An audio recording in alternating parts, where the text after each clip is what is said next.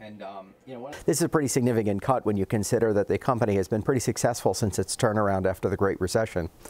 It's also happening at the top of the business cycle when the economy has been quite strong. And so I think it's quite surprising to a number of people, but it tells you both where they think the car market is going as well as their fears for the macroeconomy moving forward. As well, which is that there's three different issues I think they're facing. Number one is it's clearly continuing to move away from sedans and towards SUVs, and so the factories being closed are really a further sort of move away from the car market towards crossovers and SUVs.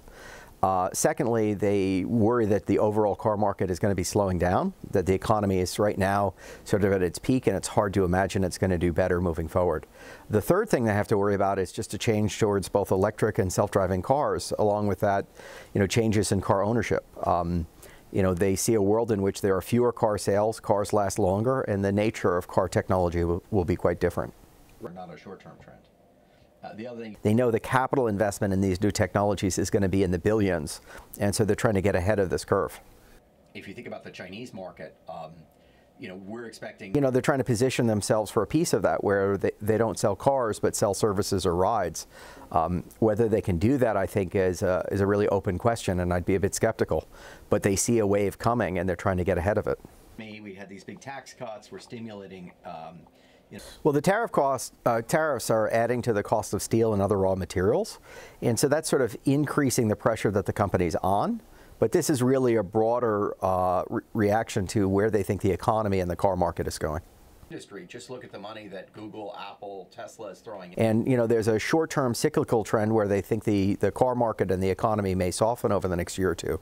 But there's a longer-term trend where they really think we're moving to electric cars, where we're moving to self-driving cars, that they think the market is fundamentally changing.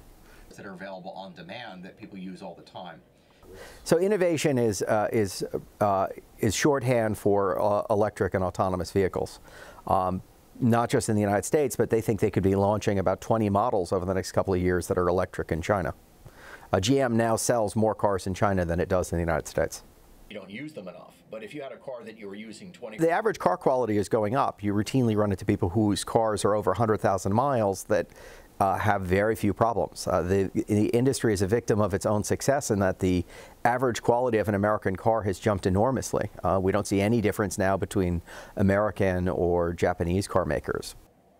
So, with electric car, there's a lot... Electric cars, in contrast to the internal combustion engine, have far fewer parts and will last much longer. Some people hypothesize that an electric car like a Chevy Volt or a Tesla, could last 1 million miles before it wears out.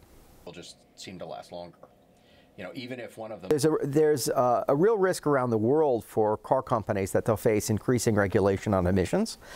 Even if we don't focus on that in the United States right now with the current administration, they have to sell cars for China and for Europe, where emission standards are only going to get tougher and tougher. Electric cars will really displace things. And so if you look at the layoffs, it's 15,000 workers. The good news is this is happening during a period when the economy is relatively strong. But the horrible news is that it's concentrated in a number of communities for whom it's going to be devastating. We had a bankruptcy of Toys R Us that was 30,000 employees, twice as many. Toys R Us didn't even give severance packages to the vast majority of its employees. But Toys R Us is dispersed across the entire country. This is concentrated in a handful of industrial towns that really can't recover from this. Quite serious that we're on the cusp of these big changes.